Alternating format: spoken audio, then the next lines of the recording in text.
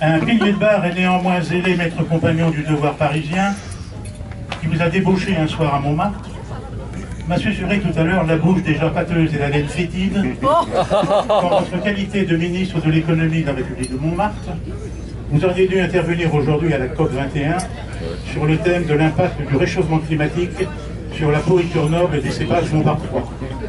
Mais finalement, vous avez préféré venir tanguer avec nous sur le Botticelli. Bravo!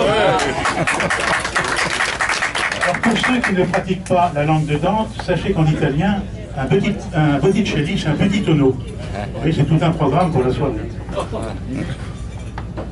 La raison profonde de votre choix était en fait d'ajouter une ligne sur votre carte de visite, déjà bien noircie, mais sur laquelle manque compagnon du Beaujolais.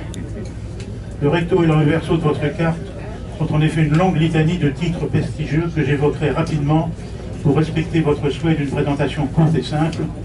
Et là, vous allez voir que j'ai tout fou. Vous êtes officier des arts et lettres, chevalier de la Légion d'honneur, chevalier du Taste-Vin du Clos Rougeau, commandeur de l'Arme nationale du Mérite. Vous avez reçu la grande médaille de vermeil de la ville de Paris, et j'en passe, mais vous n'êtes pas compagnon du Beaujolais. Voilà. Vous êtes l'auteur d'une vingtaine de recueils de poèmes et de romans d'amour, épuisés, avec l'amour c'est normal, mais braquinés paraît-il. Mais je bois, ça va. L'académicien Louis Le Prince-Ringuet a dit de vous que vous étiez un poète préoccupé par l'amitié et la compréhension entre les hommes. Dans un autre registre, vous avez publié en 2003 le nouveau défi américain.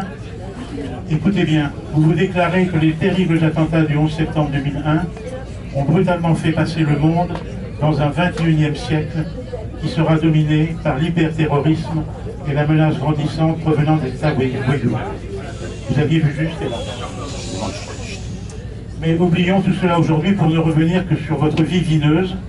Après vous avoir posé une question préalable, est-il vrai que vous êtes l'inventeur de l'annihilateur d'éthylotest?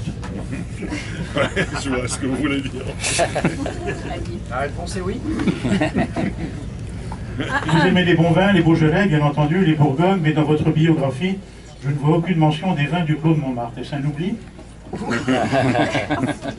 En revanche, vous êtes toqué de Tokay, vous vous rendez souvent en Hongrie, et jusqu'en 1984, il suffisait de prendre le train à la gare de l'Est, de descendre à Strasbourg et de commander un verre de Tokay.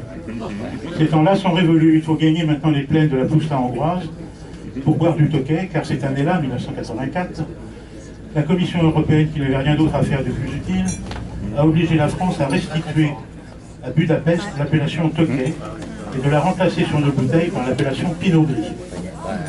La France a capitulé face à la menace de voir des hordes de hussards mugir dans nos campagnes. D'accord, mais de l'autre côté, il y avait le champagne. Hein, alors... Nous avons perdu le Tokay, mais nous avons conservé le cheval rond. Avec le cheval rond qui est tout simplement un cheval castré. Non, Pinot Gris.